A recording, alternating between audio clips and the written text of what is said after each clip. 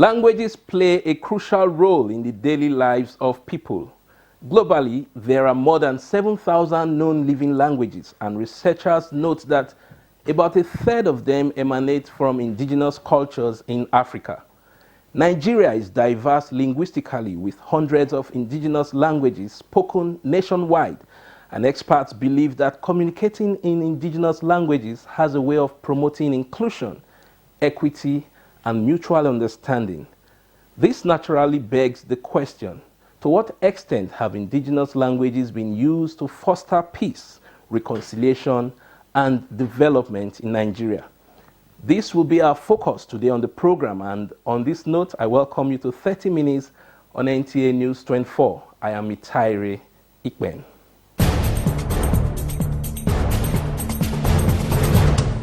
Many indigenous languages continue to stand the test of time, but how much longer can they be preserved, and what are the obstacles to their preservation? Thomas Mitaire provides insight in our first report.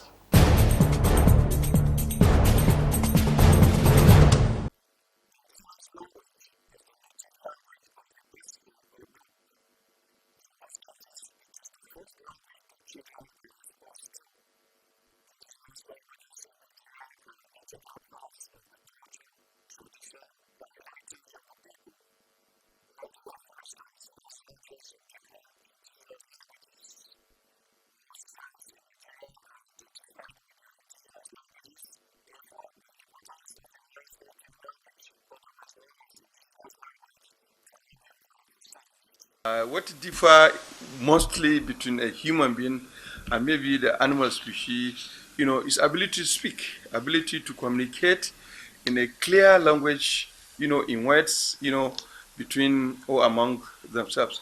And of course, yes, indigenous language, that is being language that a human being is born into.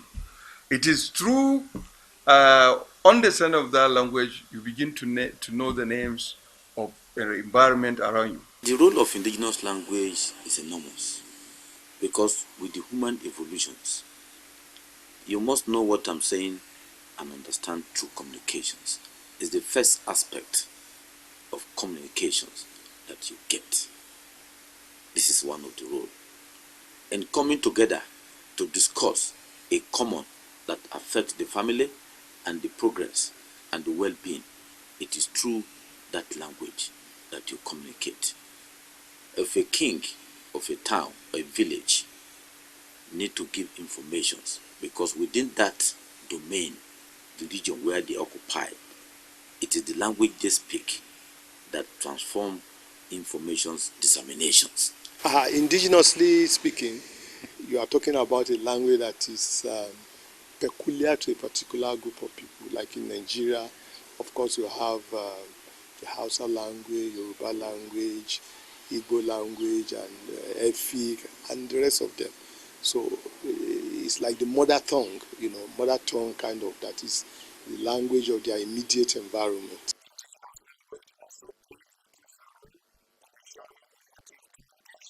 If a president today receive the Igbo traditional ruler in Villa, in the executive council chamber, immediately he come out, he speak the Igbo language. You will see already, if there were tension, it brings it down. So the same way, every other ethnic that you have interface with, and you're able to speak that dialect in their mother tongue, it will create that unity. Generally, people are more at home with their mother tongue because that's the language of that they grow up with. They develop, that's why they call it the mother tongue, the language of the environment, that is indicative of the environment in which an individual grew up or was brought up. And that generally shape their perception of things, and, they're able to be creative, they're able to express themselves using that language more comfortably and more conveniently.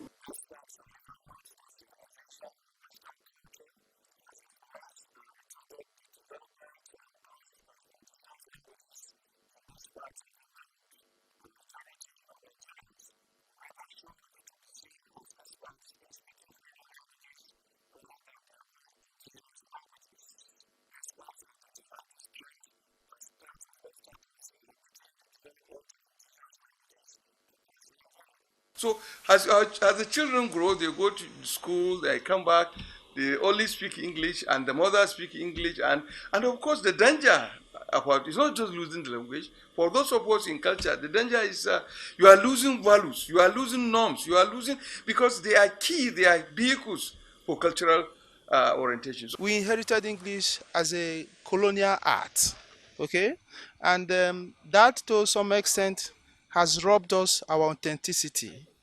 Because as an Igbo man, okay, my first intuition, my most natural intuition is to speak my mother's tongue. Okay? I am a teacher. I once had to teach mathematics. And when I'm teaching mathematics, I first of all have to make them digest the English language, which is a barrier. Now, if I have to teach mathematics in my own language, I speak in my own language and the children are happy because it's much more easier for them to understand. Okay? So, indigenous language is the starting point. But unfortunately, we might not be able to go back. Okay? If you go to the villages, you find out that English language is a bit of a barrier because the parents who are not able to teach their children English from the cradle, uh, those children are robbed, unlike the children who are in the cities and the metropolises, okay? Because they have adapted English as their own, more or less, natural language, okay? But then it doesn't all go well. The Frenchman speaks French, okay? The Englishman speaks English. So and so is China and Korea. So these people who were not colonized have an advantage over us because the brain has to work out the English barrier first before it can go to the natural language, and this in a way minimizes our authenticity as a people because there's a cultural loss. With the advent of the missionaries and then later the colonialists and even later the colonial occupation of not only Nigeria, most other African nations, they kind of had to jettison in some ways their own indigenous language that they were used to and began to learn the language of the colonial masters, the missionaries, and so on. Again, for the fundamental need of communication. Because if you are a stranger in a place, you just come into a new environment for whatever motive. Of course, there has to be some form of communication between the people.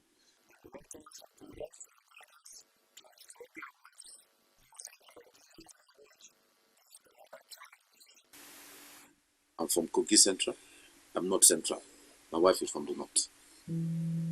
But our children today speak Hausa and speak my language. So you could see that now there are many families today who have similarity. So the only thing we could do is to retain that. Where in the mix of me and my children and my wife or the family, then I can speak the dialect. They too, they can speak it. So this is a one way that you can retain it. No matter where they go, no matter where they school. So on this basis, I will advise that a family unit should continue to maintain that.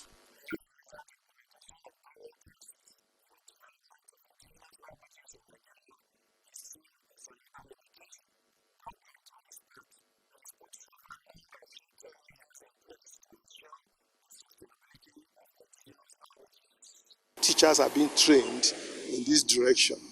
If you go for this Nigerian certificate in education programs, there are courses that, though sometimes combine with other subjects, you can have English and Hausa. Somebody speak, learning to graduate in Hausa English, so that when he graduates, he can be employed as an indigenous language, teacher. Ditto for Yoruba, Igbo, and so on and so forth. Use Fiesta, cultural Fiesta. Use cultural Fiesta. It's a program. We do engage school children in, especially secondary school, and in competition in indigenous language. Apart from indigenous languages, but also the culture that comes with it.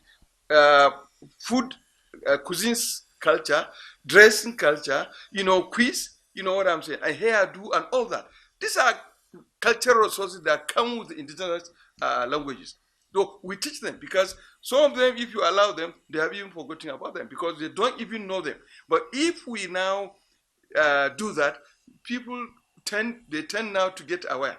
And apart from that, we also have program what we call school culture clubs in schools.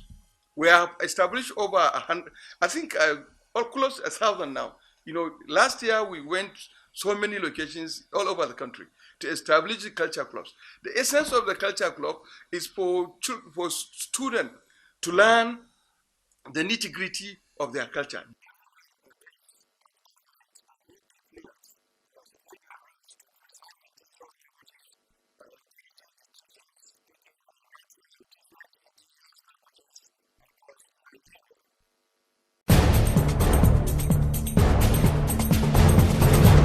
Indeed, we must play our roles at various levels to preserve our indigenous languages.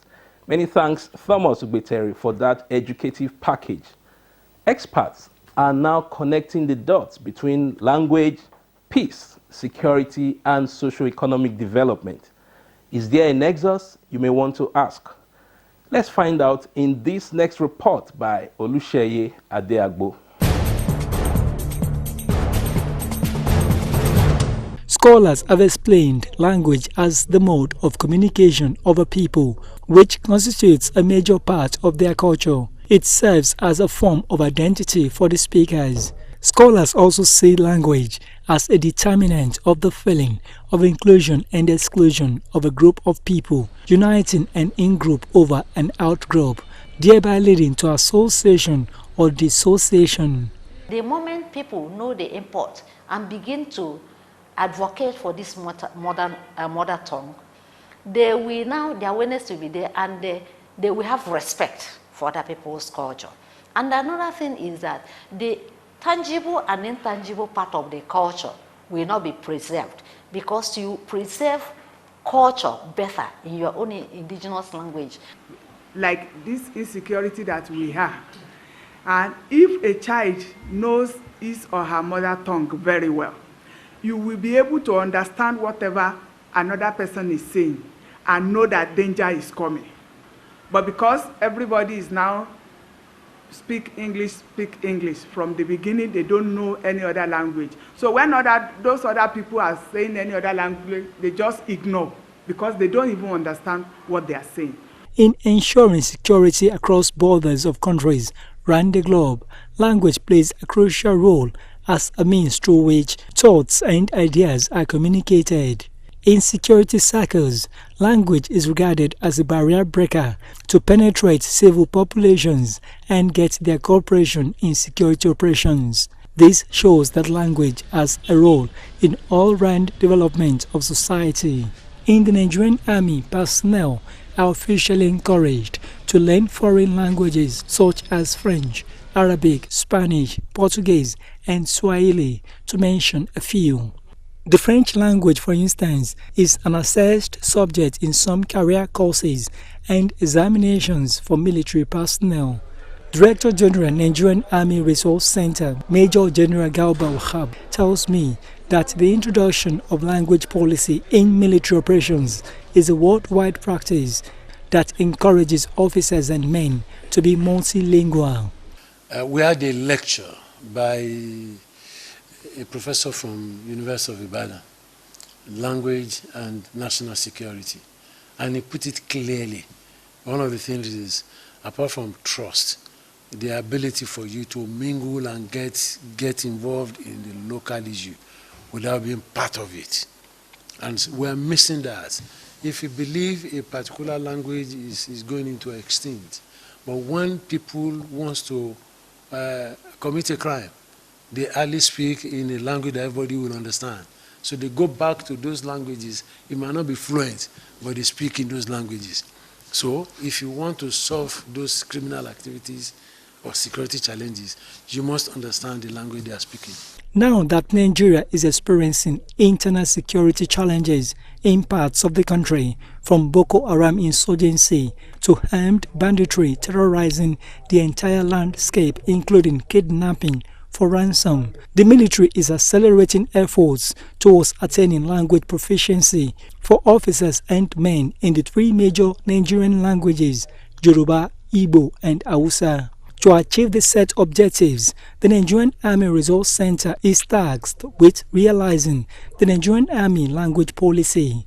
Every military personnel is trained on the weapons or platform, but the type of security challenges we are facing in the country, their deployment, particularly the army chaps in localities, in villages, in towns and cities of the country. And whatever they do, they need intelligence to be able to perform professionally and adequately. And intelligence will not drop on anybody's lap like that. It comes through information that is processed. And information can only be obtained from the locals. Unfortunately, we've had so many incidents in the country where people see what is happening and they don't bother to report for so many reasons. And so in 2018, Nigerian Army came up with the language policy. Initially, emphasis was only on Arabic and French. And it's because, one, we are surrounded by Francophone African countries, and two, because of the widespread of Arabic in this part of the world. But unfortunately, since 2003, we've been much more involved in internal security than containing external aggression, which require information from the locals. So in driving the the language policy, the resource center was challenged. And since 2018, we've been running various languages. Military personnel are already enlisted in courses and programs on language proficiency like this one, and participants have been speaking on its gains, especially as it concerns their operations. My first language is Sisoko. I'm from Delta State, but I was able to learn Hausa and Yoruba. The course we've enhanced my performance very well because due to the nature of my job, as a military personnel, I'm posted from one geopolitical zone to the other. In case I get to any geopolitical zone that's among the languages that I have learned, I'll be able to express myself and interact with the people as well. I was part of the part of the drama team that acted a drama in Yoruba, and I can say Eshewe Karo, like nights in the morning. I can say Karo. I can say Shedadani. Then in Hausa, I can say Senonku. I can also communicate and get some information when it comes to information gathering. First of all, I will thank the Chief of Army Staff for giving us the privilege to partake in this course, because it's a privilege for me as a Yoruba man. Based on my job, I will have to travel from different geopolitical zones, whereby I will have to communicate in either Hausa or Igbo. I came on this course and I learned Hausa and Igbo respectively. At least I can introduce myself in Hausa. Sunana Malam Bamteku, then in Igbo, Kedu Kaimeri. Being a soldier, as you can see, when you are being deployed in a place that we are not familiar with, particularly where you are not coming from, the indigenous language course will enhance you to communicate with the locals and, of course, get more information that has to do with that which took you there. Like I've said earlier, it will ease us to carry out our military duties in our various locations. We expect that the basic rudiments of the three major languages in Nigeria, Hausa, Igbo and Yoruba, will have been imparted on the participants. But the challenge the Army gives to everybody is on an annual basis. They are recertified. It is not for you to finish from here and believe, okay, that's the end. That's not the end. So every year we conduct tests for everybody who pass through this place. For now, we concentrate our efforts on digital tests with the organization, with La Clique, which we run the program with. But we are planning on actually going to the field to relate with the soldiers so that it's not just coming here, finishing, and you believe you can do whatever. And the test, online test for now is structured that once you log in, you are given a particular period of time to do the test. A series of questions, pictures are shown for you to be able to say, okay, this is what is happening in your own world. Say it to somebody. This is what you've observed. This is what you see.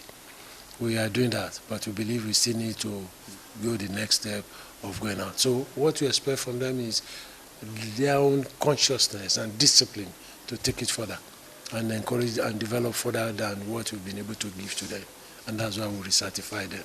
Mainstreaming the language program across board is the goal for the Nigerian Army Resource Center, as Major General Hab speaks on its prospects. It's always very difficult to know. It's something you cannot put a figure, a mark to. But if it's not working, people will not, the army will have stopped it. But the number had been increasing. And of course, one or two other organizations had wanted to join up.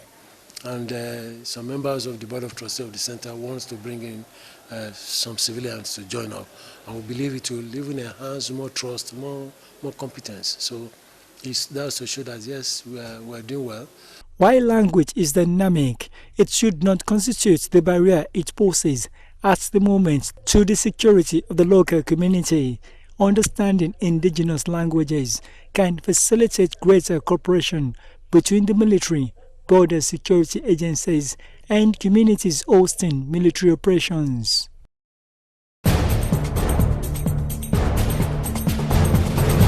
Thank you, Oluseyi Adeagbo, for that insightful package.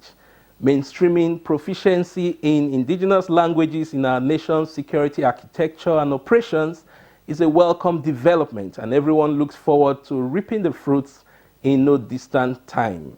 That brings us to the end of this episode of 30 Minutes. Don't forget to keep the peace at all times. I am Mitaire Ikpen. See you next time.